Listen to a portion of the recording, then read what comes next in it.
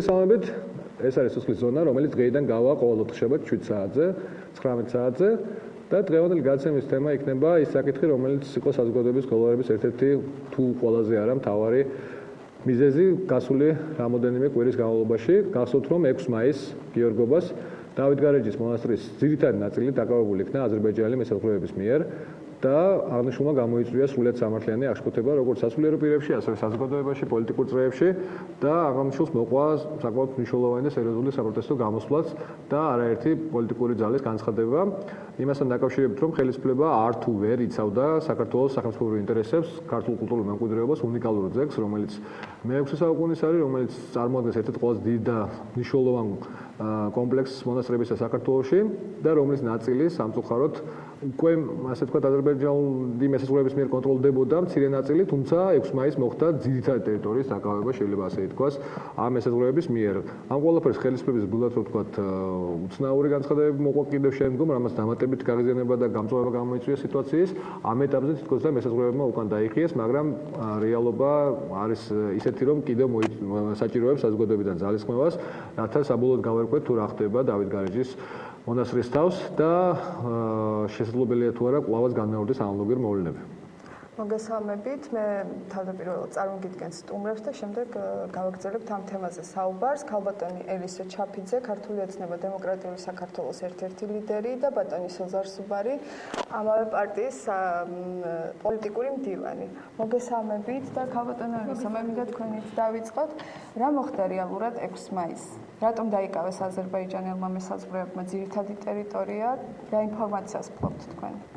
მოგახსენებთ პირველ რიგში მივესალმები თქვენს მაყურებელს, ძალიან დიდი მადლობა გადაცემაში მოწვევისათვის, გისურვებთ წარმატებებს. რაც შეეხება დავით გარეჯის თემას.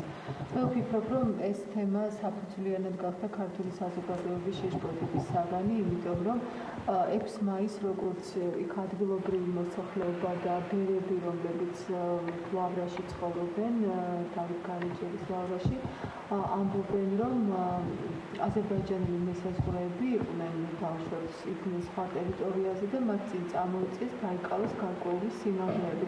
ბუნებრივია ეს. აი რა ნაწილს ეხებოდა დაახლოებით ეს რა ტერიტორიაზე იყო საუბარი? თქვენ იყო დაახლოებით არის იქ ქედი, რომელიც ერთმანეთის განყოფს უდაბნოს და დავითის ლავრას და სწორედ ამ ქედზეა საუბარი, სწორედ რომ იქ მოხდა საზღვრის გადმოწევა და ხემზე დიახ და უფრო ადრე 2006 წელს რამდენადაც მე ვიცი და ალბათ ბატონი სოზარი უკეთ იცნობს ამ მხარეს ზოგადად და იქ არსებულ სიტუაციას ეს დიახ ერთი წლის განმავლობაში ცხოვრობდა აქ მონასტერში. ასე მოხდა სწორედ 2006 წელს ჩიჩხიტურის დაკავება და დღეს ფაქტობრივად აღმოჩნდა ისე, რომ ჩიჩხიტურს აკონტროლებენ აზერბაიჯანელი მესაზღვრეები. თუმცა აქ მნიშვნელოვანია ის მომენტი, რომ ჩვენ დავსვათ საქართველოს ხელისუფლების პასუხისმგებლობის საკითხი, იმიტომ რომ მათ მიერ გაკეთებული განცხადებები 14 მაისს გახდა სრულად უპასუხისმგებლო.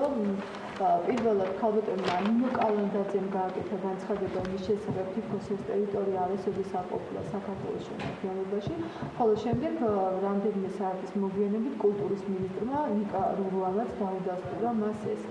მაგრამ ფაქტობრივი ვითარება ნამდვილად არ არის ასეთი, იცით თქვენ რომ კვირას ბატონმა ბიძინა ივანიშვილმა გამართა შეხვედრა 8 მეცნიერთან, რომლებიც სხვადასხვა დროს მუშაობდნენ როგორც რუკებზე, ასევე ექსპედიციებში, შესწავლილი აქვთ ადგილობრივი დავშვათ კულტურული ძეგლების ღირებულება, მათ აღდგენაზე და ასე შემდეგ და ქალბატონ მარკა ლორთქიფანიძე, რომელიც ნამდვილად გახლავთ ავტორიტეტი ამ სფეროში, ამტკიცებს, რომ ქართული მხარე ბუნებრივია, მათ შორის საბჭოთა კავშირის დაშლის შემდეგაც აკონტროლებდა უდაბნოს. ყოველ შემთხვევაში მომლოცველების გადასვლა და სასულიერო პირების არასოდეს პრობლემა არ ყოფილა 6 მაისამდე, რამდენადაც მე ვიცი.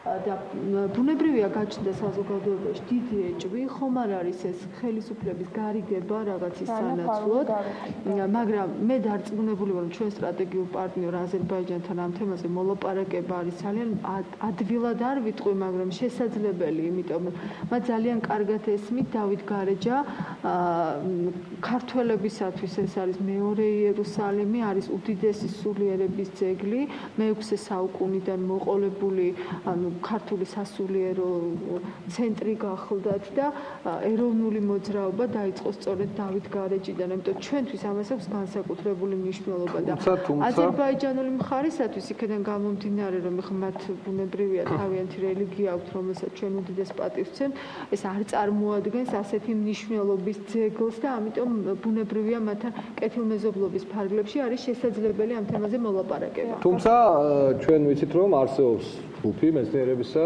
აზერბაიჯანში, რომელიც ანვითარებს თეორიას ალბანელებისაგან აზერბაიჯანელების წარმოშობის შესახებ და ამ ძეგლის დავით გარეჯის ალბანური ძირებზე საუბრობენ ისინი. რამდენად არის თქვენი აზრით ეს მიმდინარეობა, ასე ვთქვათ, აზერბაიჯანულ პოლიტიკურ წრეებთან დაახლოებული და რამდენად შეიძლება სახელმწიფო პოლიტიკის რამში იყოს აღნიშნული აყვანელი და შესაბამისად უკავშირდება თუ არა ეს მოვლენები ერთმანეთს. ეგ ამაზე ცალკეული მეცნიერები ბუნებრივია მსჯელობენ და აზერბაიჯანის სახელმწიფოსთვისაც შეიძლება მნიშვნელოვანი იყოს პოლიტიკურად ამ აზრის გაღრმავება, მაგრამ ამას სერიოზულად დღეს სოფლიოს სამეცნიერო წრეებში არავინ არ აღიქვამს. მე მზად ვარ ამ თემაზეც ვილაპარაკო, უბრალოდ არის თუ არა ეს ახლა სახელმწიფო პოლიტიკის ნაწილი თუ ცალკეული მეცნიერების. არა, მითჩვენი ამ წუთში გავაგრძელო ის თემა, რაზეც ვლაპარაკობდით, უბრალოდ რო არ გაწყდეს ეს წაფი, ელისომ კარგად დაიწყო და ახლა უბრალოდ ელქალდრელეს საუბრობდა, რომ ჩვენი სახელმწიფოსთვის ეს მნიშვნელოვანია, როგორც რელიგიური ძეგლი, ისტორიული მნიშვნელობის ასე ვთქვათ კომპლექსი, მაგრამ აი აზერბაიჯანში ეს ხوار უდგება თქვა ხელისუფლების რომელიმე ჩინოვნიკი ან აღალჩინოსნები ან უმაღლეს სამხედრო პირები, რომ საკუთარი ისტორიის ნაწილი გახადონ. არის ეს ცდელობა? ლაშა არსებობს ვთქვათ ვანის დაქალაქარი, რომელიც არ არის ქრისტიანული კულტურის ძეგლი და რომელიც არ არის ჩვენი რაღაცა რელიგიური თებში უამრავი სალოცავია და მაგრამ ის ჩვენი კულტურის შემადგენელი ნაწილია და ხა ბუნებრივია ნებისმიერი ერი ურჩხილდება იმ კულტურას, რომელიც მის ტერიტორიაზე ხლა თურქები მოსული ხალხია თურქეთის ტერიტორიაზე, მაგრამ ისინი აცხადებენ თავის თავს მემკვიდრეებად იმ კულტურისა, რომელიც იქ დახვდათ, ხო?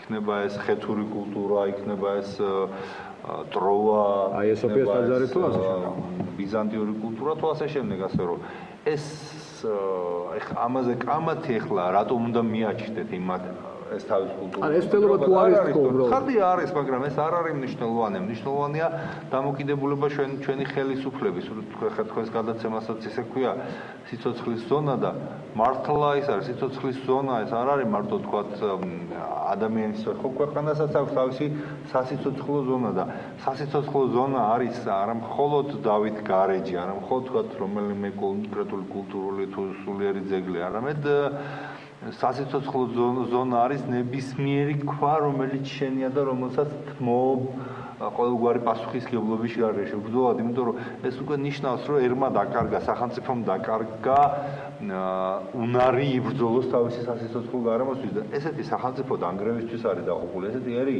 თუ რაღაც თავის თვალში არ იპოვა გაჯანსაღების ძალა დაყუპისთვის არის განწირული. და როდესაც გამოდიან შენი ხელისუფლების უმაღლესი წარმომადგენლები ჩამოთვალა ელისომ და მე გავაგრძელებ ამ ჩამონათვალს ნინო კალანდაძე და რუაკი არიყვნენ მარტო ამას დაიწყეს და ტონი მისცემ.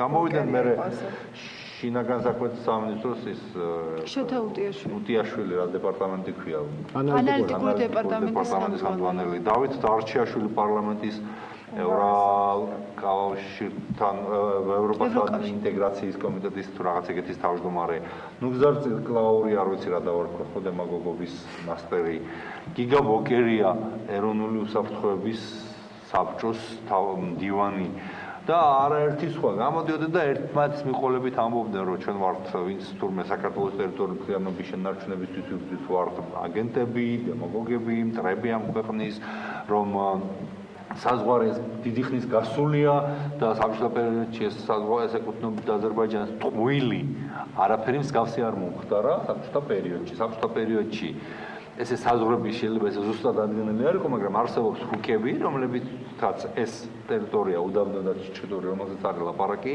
არის საქართველოს ტერიტორიაზე, ხოლო ბერთუბანი არის აზერბაიჯანის ტერიტორიაზე. ჩვენ არც დავობდით მაშინ, რომ იყო ბერთუბანი აზერბაიჯანის ტერიტორიაზე და არც ახლა არ დავობთ ამის შესახებ. ჩვენ ვამბობთ, რომ რა თქმა უნდა, რადგან აზერბაიჯანი არის ჩვენი მეგობარი, მეზობელი სახელმწიფო და სტრატეგიული პარტნიორი, კარგი იქნება თუ შევძლებ მოვილაპარაკოთ იმას, რომ ბერთუბანი გადმოგვეცეს ჩვენ და სამაგიეროდ აზერბაიჯანს გადავწეთ იმდენიან, თუნდაც 2 იმდენი და 3 იმდენი ტერიტორია, რომელიც მისთვის თქვათ ეკონომიურად იქნება უფრო მნიშვნელოვანი, იქნება ძალიან დადებითი ნაბიჯი, ხო? ჩვენ აზერბაიჯანთან გვაკავშირებს უამრავი კავშირი, მათ შორის ის ავტობსადენია თუ გაზსადენი, რომლებიც საქართველოს ტერიტორიაზე გადის, ის რკინიგზა, რომლითაც თავის ყველაზე ახლო სატელეფონო ზარი იქნებ შემოუშვება სტრატეგიულ პარტნიორს უკავშირდება და ჯავახეთს უნდა გაიაროს, ხო და შესაბამისად ასეთ სტრატეგიულ პარტნიორთან გარკვეული ურთიერთობები შესაძლებელია ბუნებრივია. მოგესალმებით, ეთერში ხართ.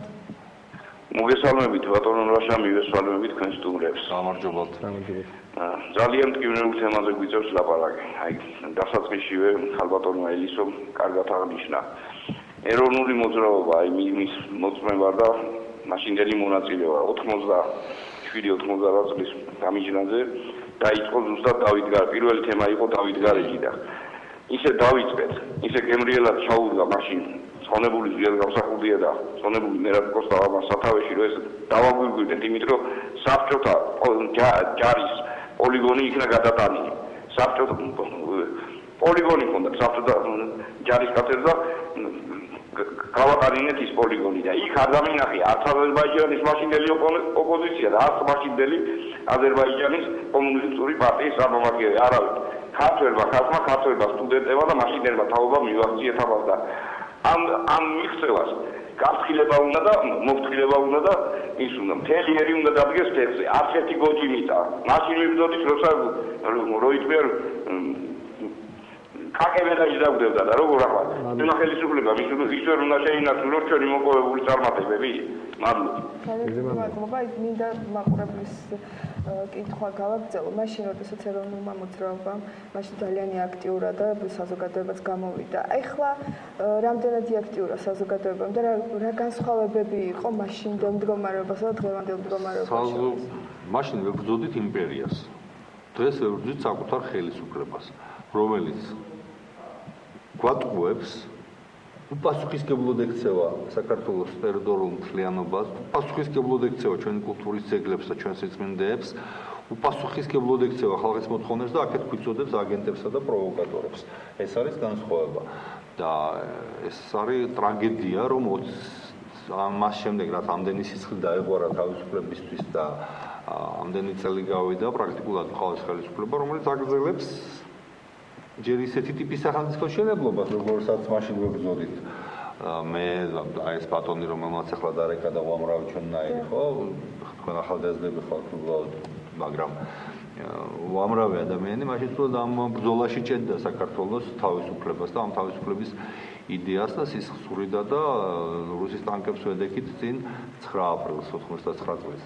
და დღეს აბსოლუტურად იგივესთან გვიხდება შეჯახება, იგივე ტიპის დარბევები გასული წლის 26 მაისს და 26 მაისი მოდის ახლა იგივე ტიპის უპასუხისმგებლო დამოუკიდებლობა სიწმინდეებისა და კულტურის ძეგლების მიმართ. უპასუხისმგებლო დამოუკიდებლობა ეხლა დღეს თითქოს რაღაცა ამ სახელმწიფო არხებმა განსაკუთრებით ისეთი არ მიყვარს ეს სიტყვა, მაგრამ აი ქართული სიტყვისით ვერ ვნახე. პიარი ააგორეს, რომ როგორ მოაგვარეს ხელისუფლება. პიარი კი არა, აი ქართული შესაძლოა შეიძლება იყოს ბოლი, ხო, დაგვაბოლეს. როგორ მოაგვარეს ურთიერთობა აზერბაიჯანთან და თურმე შესვლა შეგვიძლია იქ და მოლოცვა. და მაბატეთ და თურქეთში რო არის ქართული ეკლესიები იქ რა არ შეგვიძლია შესვლა, სინაზე არ შეგვიძლია ჩასვლა, კვიპროსში არ შეგვიძლია ჩასვლა, რა ქვია, ათონის მთაზე არ შეგვიძლია თუ კაპადოკიაში არ შეგვიძლია.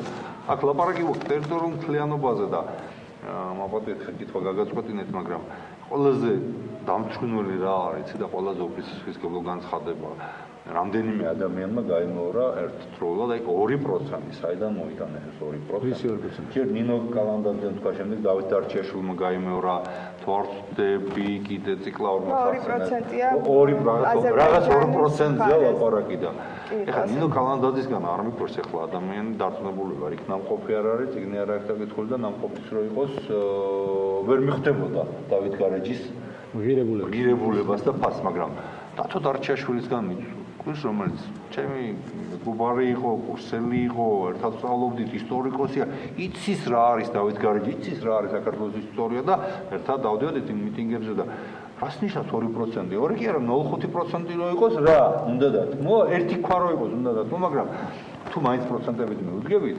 დავით გარეჯი ის ნაწილი, რომელიც ამათ დატოვეს აზერბაიჯანის ტერიტორიაზე, ანუ უდაბნო, ბერთუბანი და ჩიჩხიტური არის 95%. 90-95% მთელი დავით გარეჯის კულტურული მემკვიდრეობის. ანუ იქ სულ არის 22 მონასტერი, მაგრამ ამ 22 მონასტრიდან ყველაზე მეტი, უბრალოდ ყველგან ერთად დანარჩენ 21-ის რაც არის, იმაზე მეტი არის მარტო უდაბნოში. შემდეგ ყველაზე მეტი არის თქვენ ბერთუბანში და საკმაოდ კარგი ფრესკებია შემორჩენილი ჩიჩხიტურში და ამ 90%-ზე ამბობენ 2%. თუ ავიღებთ პროცენტულად თქვა რამდენი არა იმის მიხედვით ისტორიული ღირებულებით და არა ფრესკებით და თუ ავიღებთ განსტამაის ტერიტორიითაც არ არის 2% არის ალბათ ერთი არ ვარ გასე პროცენტებით ამის გამოსვლა, მაგრამ 1-20% მაინც არის. თუ ავიღებთ ეკლესიების სიმრავლით და თქვა სენაკების და სატრაპეზოების და ასე შემდეგ სიმრავლით, იმითაც არის 1-20% და რას უწოდებენ 2%-ს ძალიან მაინტერესებს. ჩასული არიან ერთხელ მაინც ციკლაური ხო მაინც დამყოფია მაშინ დარბოდა იქ ხო 2%-ია ახლა ის უდაბნოში ის რაც არის შემორჩენილი. ყველაზე ადრეული ფრესკები თამარისა და მამამისის შემორჩენილი იყო და დღეს გადმოტანილია აქეთ მოხსნილია და მუზეუმში ინახება ბერთუბანში. ეს არის 2%. რას უწოდებენ? ბატონო, წევა თქვენ საუბრობდით, რომ ხელისუფლების უნიათობის გამო ძალა არ შეწევს იმის, რომ შეებრძოლოს თუ გამოითქვა ასევე საზოგადოებაში ეჭვი, რომ რაღაც ფარულ გარიგებასთან იყო აქ საქმე ქონდა ფარულ გარიგებასთან ორ სახელმწიფოს შორის. არ ვიცი, მაგრამ აი ლაშამ დასაწყისში დაიწყო არ თუ ვერ იცავდაო და არ თუ ვერ იცავდა კი არა, არ და ვერ იცავს. არ იცავს. ვერ იცავს შეიძლება ვთქვათ, რომ თან ცდელობაა და არ გამოსდის და ცდელობა ვერ დავინახეთ. მაგრამ არ იცავს საქართველოს ტერიტორიულ მთლიანობას, არ იცავს ჩვენს სისხლინდეას, ჩვენს კულტურულ მემკვიდრეობას, ჩვენს მოქალაქეებს, ჩვენს ღირსებას, ქვეყნის ღირსება რა, უბრალო რამე, ქვეყნის ღირსება რო ეს სახელმწიფო გახდება, მე იქ რა მართლა ვეღარ მოქალაქეებსაც აღარ უჩნდება სრული რა იბრძოლონ მე ქვეყნის დამოუკიდებლობისათვის თუ ამათ შეეჩვევიან, მაგრამ მადლობა ღმერთს ეს არ მოხდა ხო? წავიდნენ მოქალაქე 6 ეპისკოპოსი იყო 15000 ადამიანი, რა თქმა უნდა, უფრო მეც უნდა და წამოსვლა, მაგრამ სამწუხაროდ ყველას არ ჰქონდა ტრანსპორტირების საშუალება. ასე ვერ დავითვალ და მე რაც და ვინც სათვალ დამიტყვის 100-მდე თუ 100 მეტი სასულიერო პირი იყო წამოსული. მთლიანობაში ძალიან ბევრი აქცია გამართა. 1500-მდე მანქანა იყო, იდგა გარეჯის ქვემოთ და რამდენიმე ავტობუსი და რამდენიმე ათეული მიკროავტობუსი. ეს ამდენმა ადამიანმა გადაწყვიტა და წავიდა და თქვა, რომ ისინი არ დათმობენ ეგრე ადვილად რა. მარტო ის სოფელი უდაბნო რო იყოს, ხო ახლა გიგაბოკერია ძალიან ადვილად გვიწოდებს ამდენ ადამიანს, მოღალატეებს და გამცემებს და პროვოკატორებს, მაგრამ 6 ეპისკოპოსი იყო და რამდენიმე ასეული მღვდელი იყო და ძალიან ეს ადვილად შეეხება მაგრამ სხვადასხვა ღალატის თემა რო გავაგრძელოთ, ქალტონელის ოსტამის და გადავიდა ამ თემაზე. დავთავრებ და სულ არ ყოფილიყავით ჩვენ რა, არც ელისო, არც მე, არც თქვა ძინძიგური, არც პოლიტიკოსები, არც მოქალაქეები აქედან ჩასულები. მარტო ის უდაბნო რო არის სოფელი გამოსახლებული ხალხის დაატიტლის ისინი რატომობენ ამ ტერიტორიაზე? გაბედავს გიგაბოკერია და ეგრადულად მათ მოღალატეებსა და გამცემებს უწოდებს. ფაქტშორის ღალატის თემა ძალიან აქტუალურია და თავის ხელისუფლებაში მოიკითხოთ. ძალიან აქტუალურია ღალატის თემა, იმითიდან გამომდინარე, რომ ღალატის განმარტება შეიძლება ბევრგვარი იყოს, სამართლებრივი, მორალური, პოლიტიკური და ასე შემდეგ, მაგრამ თქვენი აზრით შეიძლება თორე ღალატად შეფასდეს, თუნდაც პოლიტიკური, თუნდაც სამართლებრივი თვალსაზრისით, მოქმედება, როდესაც სახელმწიფო თუნდაც უმაღლესი ასე ვთქვათ ხელისუფალი ამ შემთხვევაში სააკაშვილის სახით პარლამენტის უმრავლესობის წარმომადგენლები, მთავრობის წარმომადგენლები არათუ მხოლოდ დუმან და ვერ იცავენ ასე ვთქვათ საქართველოს ტერიტორიაზე, მით უფრო ისეთ ღირებულ ტერიტორიას, იმიტომ რომ აქ არის მხოლოდ ტერიტორია და ერთი ქვაც რომელზეც ოზარი საუბრობდა ძალიან აქტუალურია, მაგრამ აქ არის მართლაც უმნიშვნელოვანესი ძეგლი ეს პროცენტებში გადაყვანა დაახლოებით ისეთი რამ არის, რომ მაგალითად თუნდაც ტაჯ-მაჰალი რომ ასე ვთქვათ პროცენტებში გაზომოთ მის მიერ დაკავებული ფართობის, ხო? მის ინდური კონკურსისთვის ისეთივე ღირებულია და შეიძლება უფრო მეტად ღირებულია თავის სიძველიდან გამომდინარე დავით გარეჯიშვილისთვის, ვიდრე ის მათთვის, ხო?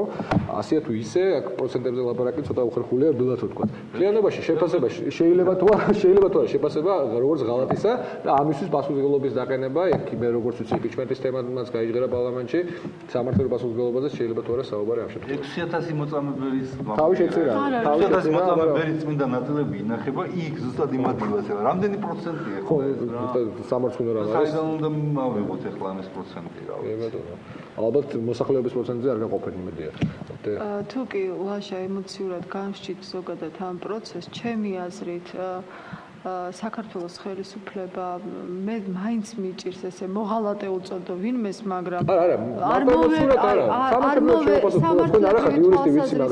ვარ იურისტი სხვათა შორის, მაქვს მეორე სპეციალობა იურიდიული მიღებული.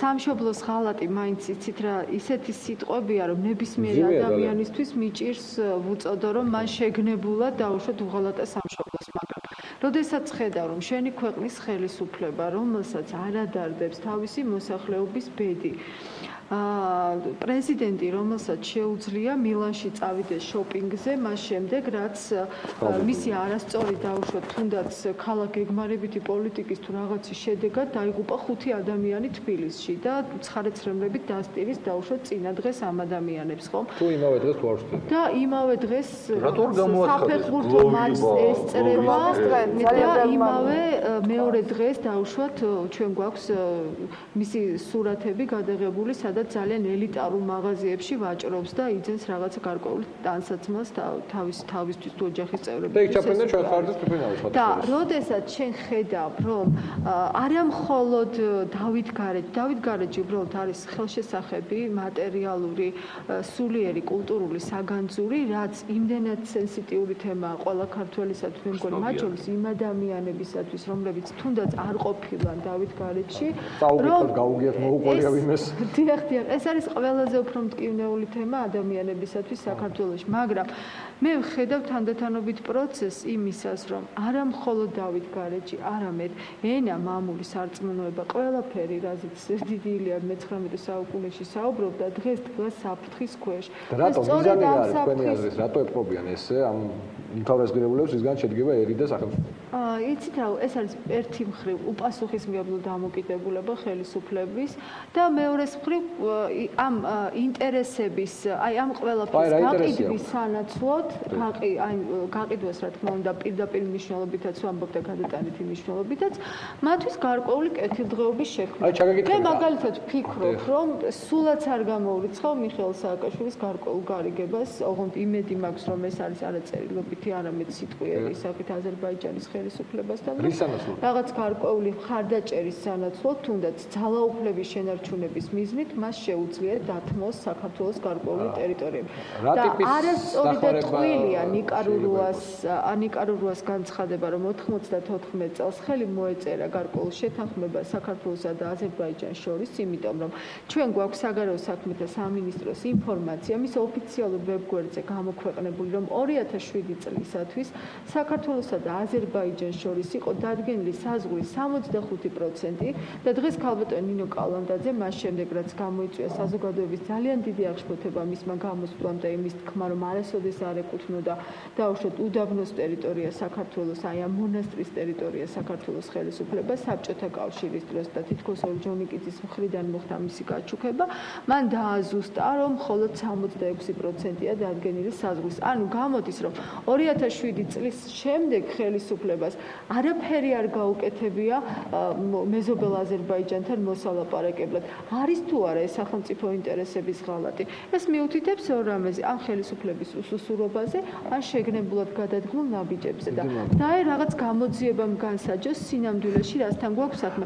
ის რომ დაუდევრობა, ის რომ ჩვენ გვაქვს ის და ძალიან მცირე ტერიტორია, ის რომ ჩვენი ქვეყანა შაგრენის ტყავივით პატარავდება ყოველდღიურად და თითქმის ყოველ წელს, აი 2008 წლის აგვისტოს ომის შემდეგ 150 სოფელი დავკარგეთ, ხო? აქვს საქართველოს იმხელა ტერიტორია, რომ ასე გავაჩუქოთ ჩვენი მიწები და ტერიტორიები. თან ტერიტორიასა და ტერიტორიაც რაზეც უკვე ვსავატები ვართ ქართველები, როგორც ასევე დიდი ილია ამბობდა. ასე მიხეილ სააკაშვილმა განაცხადა, ასევე აფხაზეთზე, რომ არის თუ საყოფილა საქართველოს შემადგენლობაში საბჭოთა კავშირის დროს, ასეთი განცხადება. ესე თქვა შეგუება ხომ არ არის საზოგადოებისათვის ის, რომ აი ეს არ ყოფილა ჩვენი და რაღაცა ადამიანებმა რაღაცა და ხაბასაც და საერთოდ სახელისუფლებო უმრავლესობა რატომღაც ბოლო პერიოდში გადავიდა იმის მტკიცებაზე, რომ თბილისის და ქუთაისის გარდა არაფერი არ შედიოდა არასოდეს საქართველოს შემადგენლობაში. სახელმწიფოებრივი თვალსაზრისით ახალგორი რომ საქართველოს ხელისუფლებამ დათმო 2008 წელს ეს იყო ჩვენთვის ძალიან ნათელი და დღესაც იქ არიან გმირი ადამიანები რომლებიც ინარჩუნებენ ქართულ სულს და სულის კვეთებას ახალგორში და ატარებენ თუ არა იმ პოლიტიკას რომ საზოგადოება შეაგუონ და ვინ დაუკანონა ვინ მისცა რუსეთის ხელისუფლებას საშუალება რომ დაეკანონებინა აფხაზეთისა და სამაჩაბლოსათვის ის დე ფაქტო მდგომარეობა რომელიც დღეს მათ აქვს რომ არა 2008 წლის ომი რომ არა ის ტრაგედიები რაც ჩვენ გამოვიარეთ უამრავი ადამიანის დაღუპვა ამ ადგილების დაკარგვა რუსეთს ქონდა რაიმე კანონიერი ან ისეთი ტიპის საფუძველი რომ ხელახლა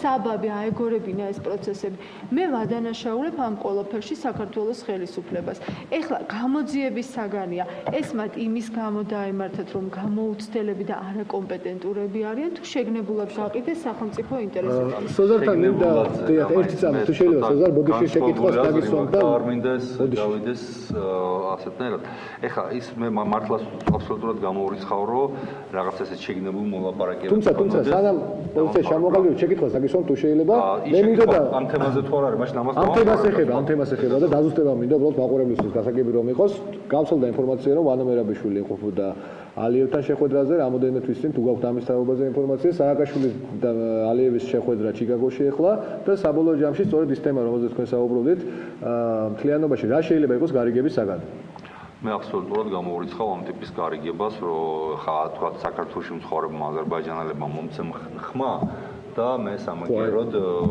დაგითხოვ დავით გარეჯის ტერიტორიას იმიტომ კი არა რომ სააკაშვილი ამაზე წამსვლელი არ არის უბრალოდ რაღაცა არ არის სერიოზული ასეთნაირად მსჯელობა თუნდაც იგივე აზერბაიჯანის ხელისუფლების მხრიდან რაღაცა ასეთი ნაბიჯის გადაწყვეტას არ ველოდებიან მარტივად ჯერ ერთი ისე უყურადღებობა ის რომ არ აინტერესებთ ის რომ მათთვის სიმბოლურია რომ 6 მაისს აქ გორში როცა იყო პოლიციის პარადი ზუსტად მაშინ დაიკავეს იქ საზღვარი რატომ იმიტომ რომ ჩვენი მესაზღვრე არ იდგა იმიტომ რომ ამათ არ აინტერესებთ საზღვარი ამათ აინტერესებთ თავის მიერ აგებული შუშის პოლიციის შენობების წინ ჩაატაროთ პარადები და იქ რაღაცა იქ ეკლუსონ ტოიოტაზე აწყობილი რაღაცა იმითი ვითომ სამხედრო მანქანით რომელსაც დასცინის ტელესოფლიო ხო ლაზიკა და რაც კიდე დაარქვან გომბოა გააქვთ ბატონო სოზარ აუ ხო გეგმები არის ეგ ერთი მეორეც რა თქმა უნდა შეიძლება ასეთი ტიპის სურვილები რომ არჩევნები მოიგონ ამით იქონდეთ, ოღონდ არა იმ კუთხით რომ თქვა მოილაპარაკეს ალიევმა და სააკაშვილმა, არამედ სხვანაირად რომ აჰა ჩვენ ახლა ამაზე ესე დავთმობთ, მე რა ხდება ხმაური, რაღაც საზოგადოება გამოვა ანტიაზერბაიჯანული ლოზუნგებით და აზერბაიჯანელები დაინახავენ რომ ისევ ნაციონალებს უნდა მივცეთ ხმა, იმიტომ რომ ისევ ესენი არიან ჩვენს მხარეს. ანუ ისე პროვოკაციული დათმობა და არა გარიგებითი დათმობა. რამს ნამდვილად არ გამოურიცხავდა. მესამე ფიაშიც ლაპარაკობდა ახლა თქვენ ახსენეთ ხო აფხაზეთის თემა და სოხუმზე არ არის სიმღერები სააკაშვილმა თქვა და ესე იგი არასდროს არ ყოფილა ჩვენი და არასდროს ჩვენად არ აღვქვამდითო და გარეჯით ეთყობა მე გარეჯის გაგიგია გარეჯის სიმღერა შეიძლება არის მე რაღაც გარეჯის სიმღერები არ მახსოვს ახლა და შეიძლება ასე უყურებენ ხო დავით გარეჯსაც ნუ და არ არის სიმღერები არის დუდის სენაგზე სიმღერაც არ გამიგიათ ნუ ხო არ დავთმოთ რა არის ტროპარები მაგრამ ტროპარები მარტო არ არის დავით გარეჯში დაიწერა ქართული ჰიმნოგრაფიის ერთ-ერთი უწინვალესი ძეგლი ხო შენ ხარ ვენახი ახლა დაყვავებული ავტორი არის ბერად შემდგარი მეფე დემეტრე უწინვალესი მეფე საქართველოსი დემეტრე პირველი სოხუმზე რა ვიცი ხა სააკაშვილს ეთყობა არ იცოდა რომ სოხუმზე იყო ის აფხაზეთზე იყო გალაქტიონის უწინვალესი ლექსი ხო გამარჯობა აფხაზეთი შენი მანამდე თქვა რომ რა ბოლო რამდენს ლაპარაკობთ რა რამდენიმე სოფელი დავკარგეთ და ქვების გროვა იყო მეტი არაფერიო.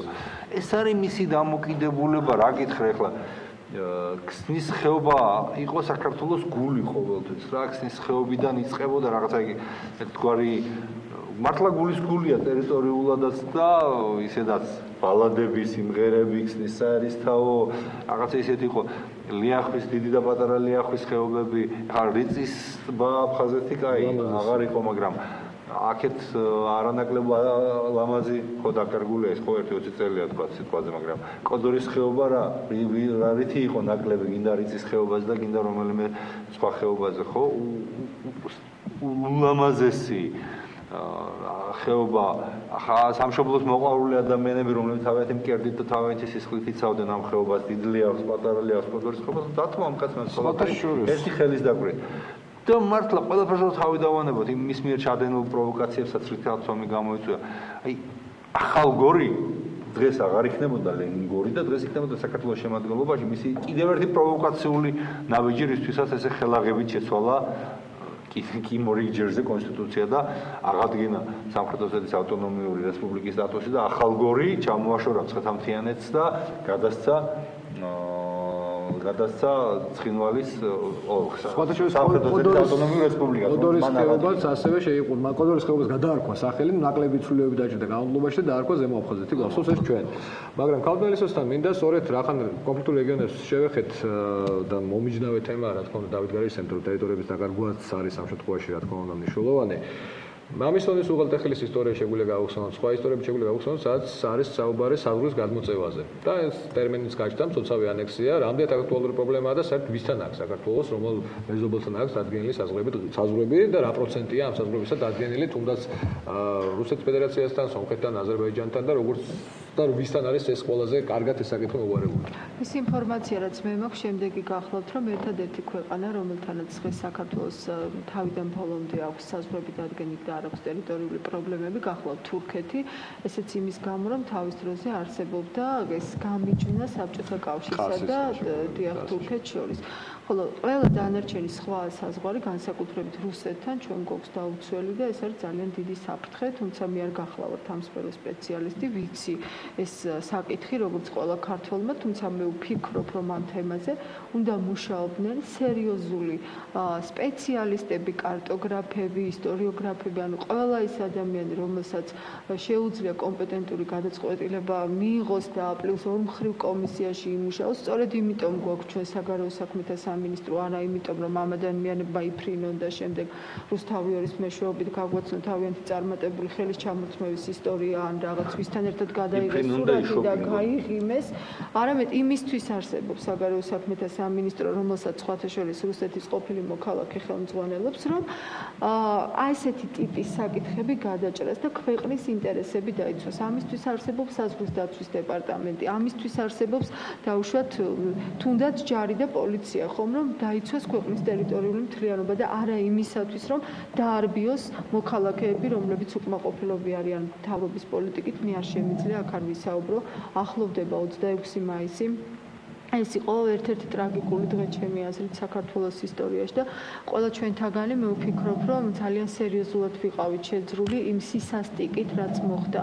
აი მე ვიცი, რომ ბატონი სოზარი არის 1989 წლის 9 აპრილის მოვლენების მონაწილე, მე მყავს მეგობრები, მე თვითონ ამ პერიოდში მოსწავლე ვიყავი ერთ-ერთი რაიონის სკოლაში.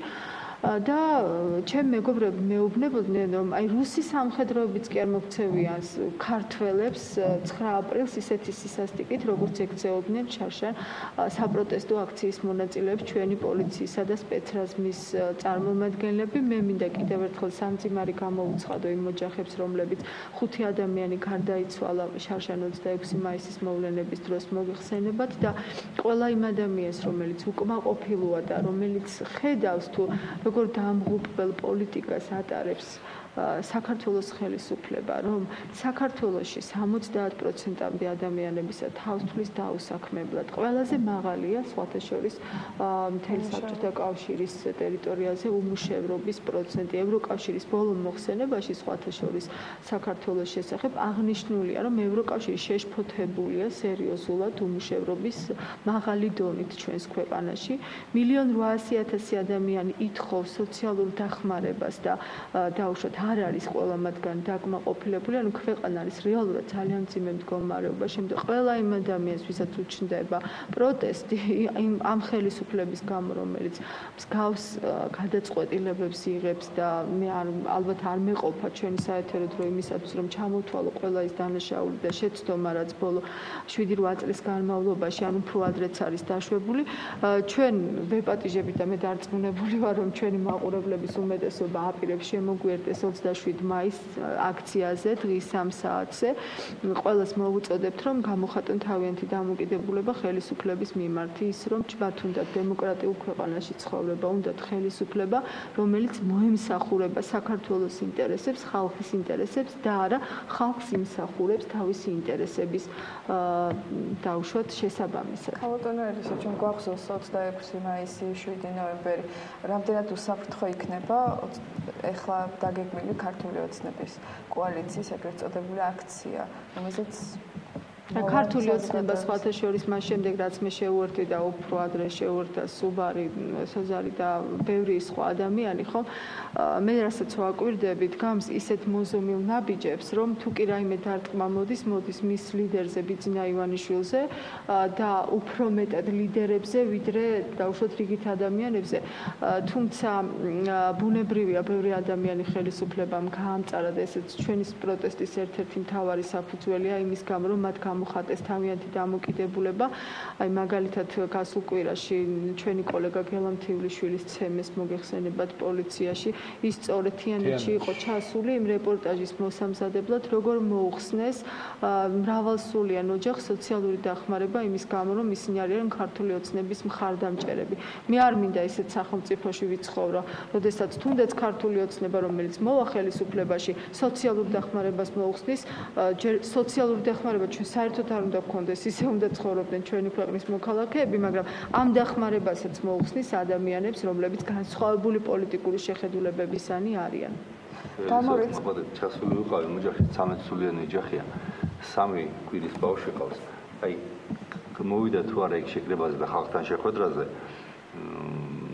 ზუსტად აი 9 საათში მივიდნენ სოციალური ამ სააგენტოს წარმომადგენლები და შეუწყდეს ეს დახმარება. 3 კვირის ბავშვი ყავს და უბრალოდ რო შევედი და ღუმელქვეშ დავინახე, შეშა არ აქვს. ერთხელ დააჯარიმეს რაღაცა ფიჩხის შეგროვების გამო. არა აქვს შეშა, ფული არ აქვს, შეშა იყიდონ და ქაღალდები ეს სიმპოზე, როდესაც წინასწარი ესე ინდულგენციით ჩეხავენ და ეს მედალაშას თავარი სადგივარია, მაგალითად დასავლეთ საქართველოში წაბლის ხეები, რომელიც წითელ წიგნშია შეტანილი, გადაჩეხეს უკვე. და დავინახე რომ ქაღალდები და ისე დავიხარე რა სხვათა შორის რომ მეთქი უი ამ ქაღალდებს თუ შეშასული ხო და სხვა არაფერი გვაქვს და ავიღე და გული მომიკვდა ბავშვების სურათები შენახული პატარა ანუ ეხლა ის უფროსი ბავშვები არიან წლების წინ დახატული დედამ რო შეინახა და რაღაცა ეს დასტა დაწყობილი ბავშვების სურათები ესენი ქონდათ მაგიდის ქვეშ და ამეებით ათბობდნენ ოთახს რა. მედი არაფერი არ ქონდა ამ ოჯახს და ამ ოჯახს მოუხსნეს სოციალური დახმარება. ბატონო სოზარო არ დავიდეთ თემიდან მე მაინც მინდა ქალბატონი ელისო საუბრობდა რომ გარდა ერთი ქვეყნისა სხვა ქვეყნებთან ჩვენ საზღვარი დადგენილი არ გვაქვს ჩვენ სახელმწიფოს. რა უნდა გაკეთდეს ამისათვის და თუ შევარდნაძის დროს მუშაობდა კომისიები და ამ კომისიებმა შეწყვიტა მუშაობა. რატო როგორ რაფორმით როგორ და მარტივად გააუქმეს და აღარ არის როგორ რას ქვია. არა როგორ ახსნეს? როგორ ახსნეს? და ვინ რამე კითხე და აგიხსნეს, როდის მე რამეზე კითხვაზე პასუხი გაგცეს, მარტივად. ჩვენ ვკითხეთ სხვათა შორის მეცნიერებს ბატონ ბიძინა ივანიშვილთან შეხვედრაზე და ერთი ადამიანი აღმოჩნდა 8 მეცნიერიდან მხოლოდ ისეთი, რომელსაც რაღაც კონსულტაციები ჰქონდა საგარეო საქმეთა სამინისტროსთან, მანაც თქვა რომ მე მხოლოდ როგორც გიდი ისე წამიყვანეს დავით გარეჯაში და არანაირი დაუშვათ სამუშაო ამ თვალსაზრისით რომ საგარეო საქმეთა სამინისტრო ამ საკითხით დაინტერესებული იყოს აღარ ჩატარებულა 2007 წლის შემდეგ.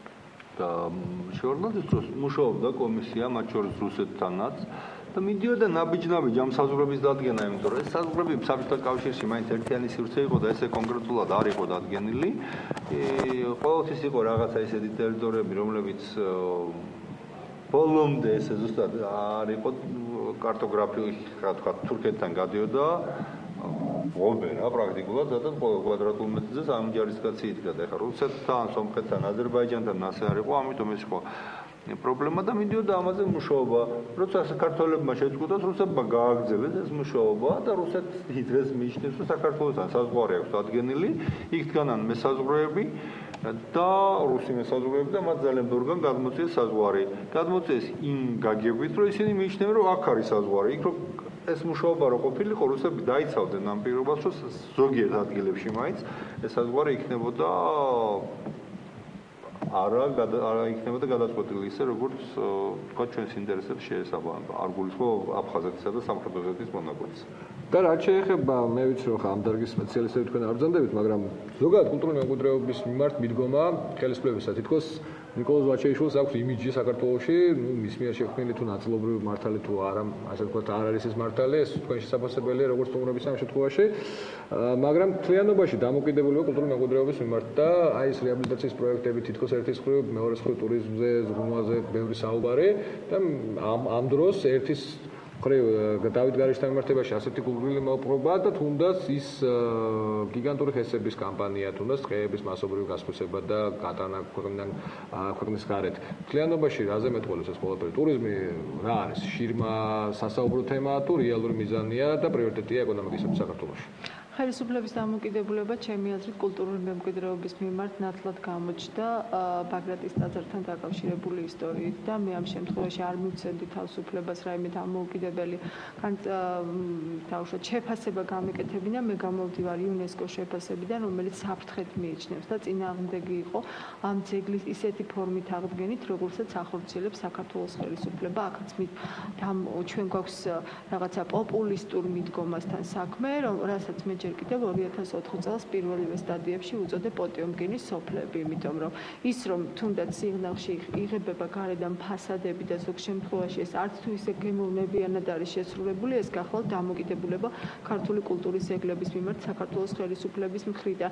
მას ეს ყველაფერი ტაშისა და რაღაც ისეთი საკითხების დათვის ჭირდება, რომლის მიღმა ის ვერც კულტურულ მემკვიდრეობას ხედავს და ვერც კონკრეტული ადამიანების ბედს, იმიტომ რომ ამ პროცესში ძალიან ბევრი ადამიანი იყო დაჩაგრული, გამოძევებული საკუთარი საკუთრებიდან და ასე შემდეგ. ამაზეც საუბარი ძალიან შორს წაგვიყვანდა ჩემი აზრით ამ შემთხვევაში. და უბრალოდ დამოკიდებულება პარალელი რომ გავავლოთ ბიძინა ივანიშვილის მხრიდან კულტურული ძეგლების მიმართ ეს იყო ჩუმი მშენებლობა რაღაც ტაძრების და ეს გახლავთ სამება ამ კონკრეტულ შემთხვევაში რაც მე მგონი ძალიან მნიშვნელოვანია ყველა ქართველისათვის და იმ 560 ეკლესია მონასტრის აღდგენა რაც ხდებოდა აბსოლუტურად უჩუმრად ყოველგვარი პიარის გარეშე და დღემდე საზოგადოებამ ბოლომდე არ აქვს ინფორმაცია თუ რა კულტურული ძეგლები აქვს აღდგენილი ბიძინა ივანიშვილის. საინტერესოა, მეც არა მაქვს ეს სრული ნუსხა ნანახი ალბათ არც ჩვენთაგან, იმიტომ რომ როგორც ცნობილია, მართლაც ბევრი კულტურული ძეგლის მიმართ ჰქონდა მას გაწეული ქონმოქმედება. ერთის მხრივ რეაბილიტაცია, რომელიც როგორც წესი აზიანებს ძეგლებს და მე არ შემიძლია სვანეთზე ორი სტუ არ გათქმევინოთ, რაც ეხლა ხდება სვანეთში ტურიზმის ბუმის ასე ვთქვათ, ბუმად შეფასებული მოვლენები, თქვენ როგორ აფასებთ და მეორეს მხრივ ან აღდგენა ასე ვთქვათ, სადაო ასე ვთქვათ, მოქმედებებით და საშუალებებით, ანაც ისე მიტოვება, როგორც მუცუარი მიტოვებული, რომელიც შეიძლება ნებისმიერ დღეს თავზე დაგვენგრეს, იმიტომ რომ მას უბრალოდ ხელს არ კიდებენ, ეთყობა ეხლა არ არის მათთვის ხელსაყრელი ასე ვთქვათ თემა. ჯერ ვაჩეიშვილი ახსენა და შემიძლია ამ ადამიანზე კიდე არ გამოვთქვა ჩემი გაოცება. კაცი რომელიც იყო ჩემი ლექტორი სასულიერო აკადემიაში. განათლებული კაცი და განათლებული თითქოს ძეგლების მოყვარული ადამიანი, რომელიც გახდა მონა სააკაშვილის ამ ახირებული აზრების და რატომღაც მგონია რომ არა მარტო ახირებული აზრების, არამედ ფულის, იმიტომ რომ ეს არის სფერო, სადაც დიდი ფული ტრიალებს. ფული შეიძლება თვითონ კი არ აკეთებს ამ ფულს, უბრალოდ ვიღაცები ის ინტერესებს ემსახურება. მაგალითად, ქობულეთში, სადაც იყო უძვირფასესი ანტიკური პერიოდის მთელი კომპლექსი იყო არქეოლოგიური, ერთი ხელის მოსმით გაუქმა კულტურული ძეგლის სტატუსი, იქ დაიწყეს ის რაღაცა ახირებული მშენებლობა სასტუმროების, ერთ წელიწადში რომ უნდა დამთავრებულიყო 30 სასტუმრო, არც ერთი სასტუმრო არ დამთავრებულა დღემდე, ხოლო ძეგლი უძვირფასესი კულტურული ძეგლის განადგურდა. მეორე მხრივ, როდესაც შარშან დოდოს მონასტერზე, ესეც დავით გარჯის შემადგენელი ნაწილია დოდოს გამუშავებდნენ რესტავრატორები და ბერები და იქაური სოფლის მოსახლეობა ეხმარებოდა თავისი, აი წარმოიდგინეთ უზარმაზარი მონასტრები გაწმინდეს მიწისგან თავისი ხელით, მან პირდაპირ ტელევიზორში მოსთხოვა პროკურატურას რომ აღეძრა საქმე და დაეპატიმრებინა ეს ადამიანები, როგორც ბერები, ისე ეს ადამიანები, ვინც ეხმარებოდნენ. და მესამე, რაც შეეხება სვანეთში ტურიზმის ბუმი, მე მახსოვს სვანეთში საბჭოთა პერიოდში, როდესაც ყოველწლიურად რამდენიმე 100,000 ტურისტი გადიოდა სვანეთის გავლით და ჩამოდიოდა სვანეთში. ეხლა იქ არანაირი ბუმი არ არის, მაგრამ ხდება განადგურება იმ კულტურული იერსახის, რომელიც იქ იყო. ეხლა როდესაც შუაგულ მესტიაში აღმართავ შუშის 5 სართულიან პოლიციის შენობას რაღაც დატეხილს ვითომ კოშკის ფორმის ეს არის აბსოლუტური იგნორირება იმ ტრადიციის რაც იქ ხდება და იმ სიძველეში შეტანა ისეთი ანაქრონიზმის რომელსაც არაფერი არ აქვს ისტორიასთან საერთო აღარაფერს ვამბობ მუზეუმის დანგრევაზე და იქ არსებული ძეგლების გადატანაზე ისეთ შენობაში სადაც მათ არსებობას ნგრევის ისა განადგურების საფრთხე ძალიან მადლობა სამწუხაროდ ჩვენი საეთერო დრო ამოიწურა ძალიან ბევრი პრობლემაა და ბევრი გვაქვს სასაუბრო მაგრამ სამწუხაროდ ჩვენი დრო დროებით გემშვიდობებით და 27-ში გელოდებით ყველა აქციაზე ბიზინა ივანიშვილთან შესახვედრად. დიდი მადლობა. მომავალი გადაცემა შედგება 4 შაბათს და დღეიდან გავალთ 4 შაბათობით 19 საათზე სუსხლის ზონა იქნება თქვენს ეთერში და გესაუბრებით მართლა სასახლო მნიშვნელობის საკითხებზე, ისეთზე, როგორც იყო დღევანდელი თემა ჩვენი საუბრისა. დიდი მადლობა.